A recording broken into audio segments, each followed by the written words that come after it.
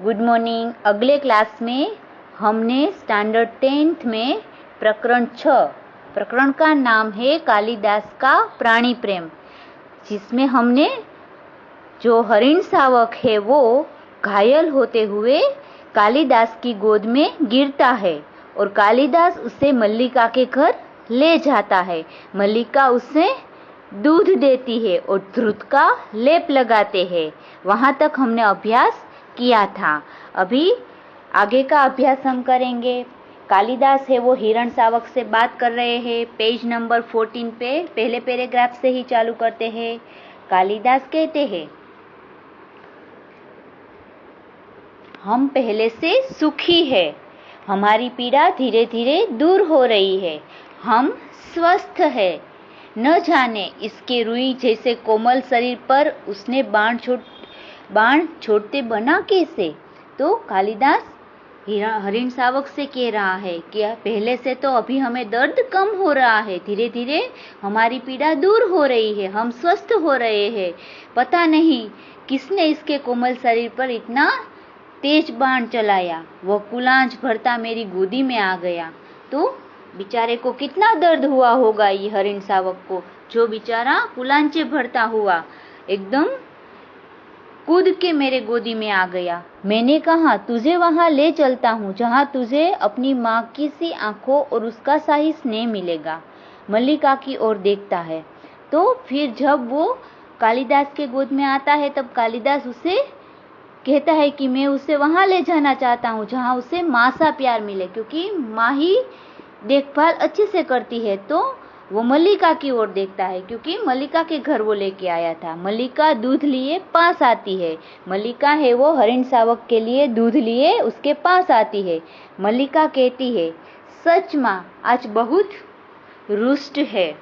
तो मल्लिका कालिदास से कहती है कि सच में कहूँ आज माँ बहुत हमसे नाराज है। रुष्ट यानी नाराज है। माँ को अनुमान हो गया है कि वर्षा में मैं तुम्हारे साथ थी, नहीं तो इस तरह भीग कर न आती। तो मल्लिका कालिदास से कहती है कि माँ को अनुमान यानी वो उसको आभास हुआ है कि जब बारिश का मौसम था तो हम दोनों साथ थे, क्योंकि मल्लिका है वो कालिदास से प्रेम करती थी। तो हम दोनों साथ में भीगे थे, इसलिए उसे बुरा लगा। वो कहती है कि तुम कालिदास के साथ ही बारिश में भीगकर घर पे आई हो। माँ को अपवाद की बहुत चिंता रहती है। खास अंडरलाइन करो, अपवाद यानी निंदा। माँ को कोई और लोग क्या बातें करेंगे, कोई और लोग निंदा करेंगे, इसके बारे में बहुत चिंता रहती है। कालिदास ने कहा दूध मुझे दे दो और इसे बाहों में ले लो।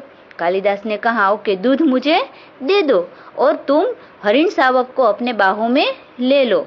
अभी दूध का भाजन उसके हाथ में से ले लेता है। कालिदास है वो दूध का जो पात्र होता है वो मल्लिका के हाथ से ले लेता है। मल्लिका हिरण शावक को बाहों में लेकर उसका मुंह दूध के निकट ले जाती है। तो मल्लिका है वो जो पात्र होता है दूध का, हरिण शावक का उसका मुंह है वो दूध के पात्र के नजीक ले जाती है। कालिदास भाजन को उसके और निकट कर देता है। कालिदास जो दूध का पात्र होता है वो और हरिण शावक के नजदीक कर देता है।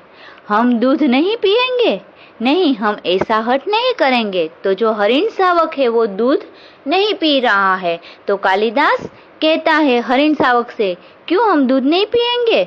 आप ऐसा हट यानी ऐसी जिद मत करो, आप दूध पी लो, हम दूध अवश्य पिएंगे। कालिदास हरिण शावक से कहता है कि हमें दूध तो पीना ही होगा।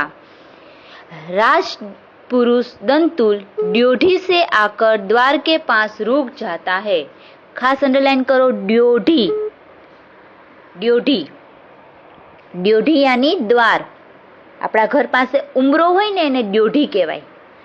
ड्योढ़ी यानी द्वार। राजपुरुष दंतुल ड्योढ़ी से आकर द्वार के पास रुक जाता है। इतने में मल्लिका और कालिदास हरिण शावक को दूध पिला रहे हैं। इतने में दंतुल है वो वहां आता है और द्वार के पास खड़ा रह जाता है, रुक जाता है। क्षण भर वह उन्हें देखता रहता है। क्षण भर के लिए तो वो कालिदास और मल्लिका के सामने देखता है कि जो हरिण शावक को मैंने बाण मारा है वो कालिदास के हाथ में है और वो दोनों उसे दूध पिला रहे हैं।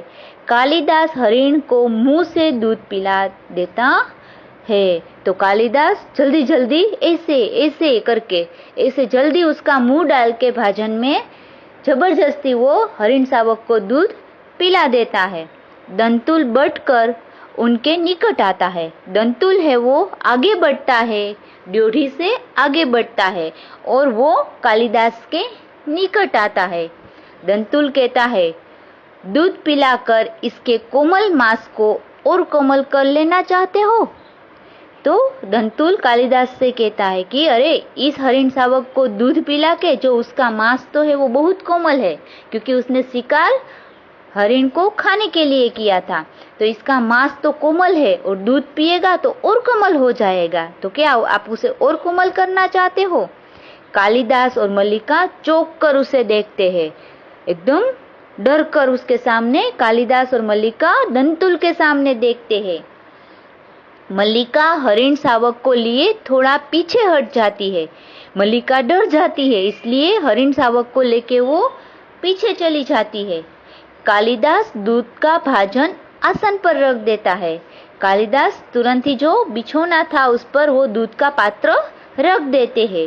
कालिदास कहते हैं, जहां तक मैं जानता हूँ हम लोग परिचित नहीं हैं। कालिदास तुरंत ही दंतुल से कहता है कि मैं जब तक जानता हूँ हम लोग परिचित नहीं है, हम लोग पहचानते नहीं है। तुम्हारा एक अपरिचित घर में आने का साहस कैसे हुआ? हम जानते पहचानते नहीं हो, फिर भी तुम इस घर में कैसे आ गए? दंतुल एक बार मल्लिका की ओर देखता है, फिर कालिदास की ओर। तो जो राजपुरुष दंतुल होता है वो कालिदास की ओर देखता है और थोड़ी देर मल्लिका की ओर देखता है। दंतुल कहता है, कैसी आकस्मिक बात है कि ऐसा ही प्रश्न मैं तुमसे पूछना चाहता था। तो दंतुल सामने उबल पड़ता है कालिदास के सामने, ये भी एक आकस्मिक बात है, ये बात मैं भी तुमसे पूछना चाहता हूँ। हमारा कभी का परिचय नहीं, फिर भी मेरे बाणों से आहट हरिण को उठा ले आने में तुम्हें संकोच नहीं हुआ? तो तुरंत ही दंतुल कहता है कि मैं भी आपसे यही पूछना चाहता हूँ, हम दोनों परिचित तो नहीं है और ये हरिण शावक है वो मेरे बाणों से घायल हुआ है, ये मैंने उसको बाण मारा है, तो तुम्हें इसे उठा लेने में कोई संकोच नहीं हुआ? कोई संकोच नहीं किया? आपको वो नहीं हुआ कि आप क्यों इसे उठा लाए? आपने शिकार नहीं किया, फिर आप उठा क्यों सकते हो? मेरा शिकार है ये, आपने क्यों उठा लिया? आपको संकोच होना चाहिए। यह तो कहो कि द्वार तक रक्त बिंदुओं के चिन्ह बने हैं, अन्यथा इन बादलों से घिरे दिनों में मैं तुम्हारा अनुसरण कर पाता? अनुसरण यानी पीछा, अनुसरण यानी पीछे पीछे चलना।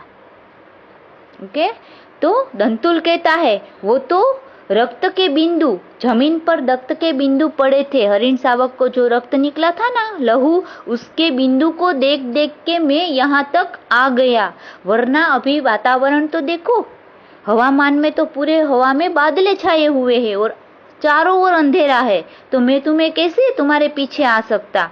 ये तो रक्त के जो बिंदु है उसके पीछे चल चल के मैं यहाँ तक आया हूँ। कालिदास कहता है, देख रहा हूँ कि तुम इस प्रदेश के निवासी नहीं हो। कालिदास तुरंत दंतुल से कहता है कि मुझे तो ऐसा लगता है कि तुम इस प्रदेश के, हमारे गांव के निवासी नहीं लगते हो। दंतुल व्यंगात्मक हंसी हंसता है। व्यंगात्मक हंसी यानी हमें चीढ़ चढ़े, दूसरों के पर गुस्सा आए ना, ऐसी हंसी वो हंसता है। व्यंगात्मक हंसी कहते हैं कि ऐसी हंसी के जो हमें दूसरों पर गुस्सा आए, चिढ़ाने के अंदाज वाली हंसी, हमें गुस्सा आए वो हंसे और हमें गुस्सा आए। तो दंतुल ऐसे हंसता है कालिदास के सामने जैसे कालिदास को भी गुस्सा आ जाएगा। दंतुल कहता है, मैं तुम्हारी दृष्टि की प्रशंसा करता हूँ। दंतुल कहता है, अरे कालिदास, तुम तो मुझे पहचान गए, मैं यहाँ का रहने वाला नहीं हूँ। मेरी वेशभूषा ही इस बात का परिचय देती है कि मैं यहाँ का निवासी नहीं हूँ। तो दंतुल कहता है, देखो मेरा जो पहरवेश है ना, उससे आपको पता ही चल जाएगा कि मैं इस प्रदेश का रहने वाला नहीं हूँ। कालिदास कहते हैं, मैं तुम्हारी वेशभूषा को देखकर नहीं कह रहा। तो कालिदास ने कहा, मुझे तुम्हारे ये कपड़ों से कोई लेना देना नहीं है, मैंने आपके कपड़े जो पहने हैं वो देखकर नहीं कहा कि आप इस प्रदेश के निवासी नहीं हो। तो दंतुल कहता है, तो क्या मेरे ललाट की रेखाओं को देखकर? ललाट यानी हमारा कपाल, हमारा मस्तक। तो दंतुल कहता है, मेरे कपड़े को देखकर आप नहीं पहचाने कि मैं इस देश का निवासी नहीं हूं, तो क्या मेरे मस्तक पर लिखा है कि मैं इस देश का निवासी, इस प्रदेश का निवासी नहीं हूं? जान पड़ता है चोरी के अतिरिक्त सामुद्रिक का भी अभ्यास करते हो। अंडरलाइन करना, सामुद्रिक यानी ज्योतिष ज्ञान, हस्तरेखा विद्या। सामुद्रिक यानी जो ज्योतिष होते हैं ना, ज्योतिषिक विद्या। तो दंतुल कहता है, तो तुम तो, मुझे पता चलता है कि तुम ज्योतिष हो, कि तुम ज्योतिष ज्ञान जानते हो, कि तुम्हें पता चल गया कि मैं यहाँ का रहवासी नहीं हूँ। मल्लिका चोट खाई सी कुछ आगे आती है। मल्लिका को थोड़ा दुख होता है, उसे दर्द होता है कि ये कालिदास और दंतुल तो बहुत गहरे संवाद में गिर गए हैं, तो वो थोड़ी आगे आती है। मल्लिका कहती है, तुम्हें ऐसा लांछन लगाते लज्जा नहीं आती? वो दंतुल को डांटने लगती है कि तुम क्यों ऐसा लांछन लगाते हो? दोष यानी कलंक, लांछन यानी कलंक।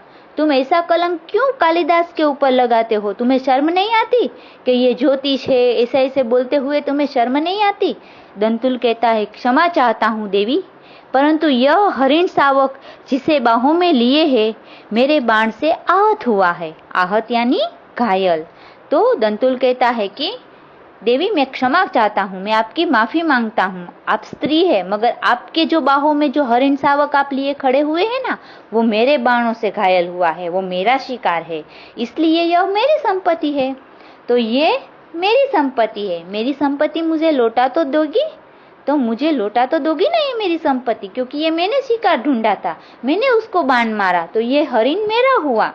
कालिदास कहते हैं, इस प्रदेश में हरिणों का आखेट नहीं होता है। आखेट यानी शिकार, खास अंडरलाइन कीजिए, आखेट यानी शिकार। तो कालिदास तुरंत कहता है कि हमारे प्रदेशों में हरिणों का शिकार करना मना है।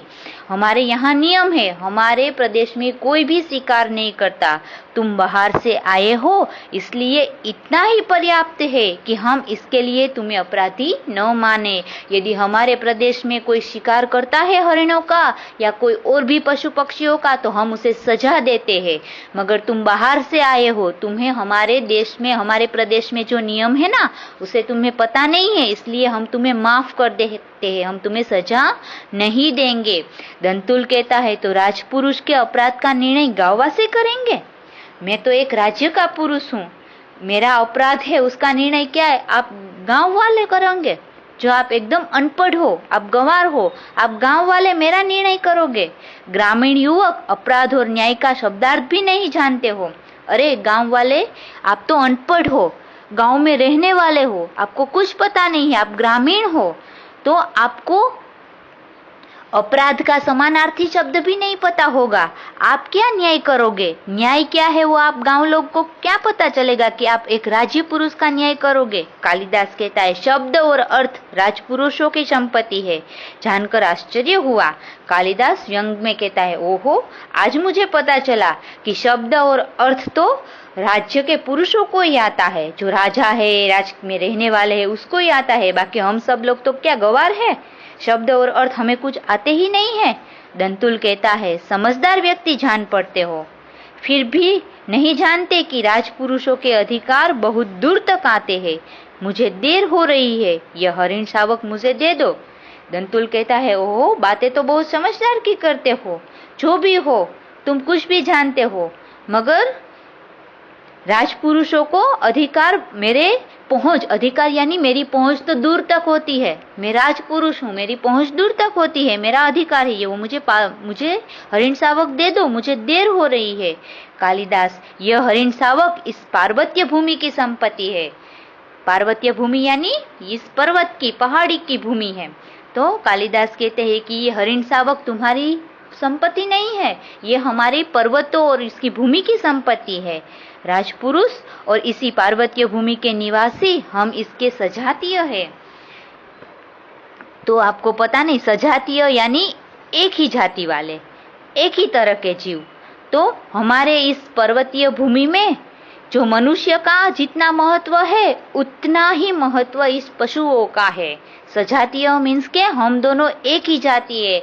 हमें दर्द होता है तो इस पशुओं को भी दर्द होता है। हम जिंदा है, हमारा जितना महत्व है इसका उतना भी महत्व इन पशुओं का है। तो हम सजातीय है, दोनों एक ही तरह के जीव है।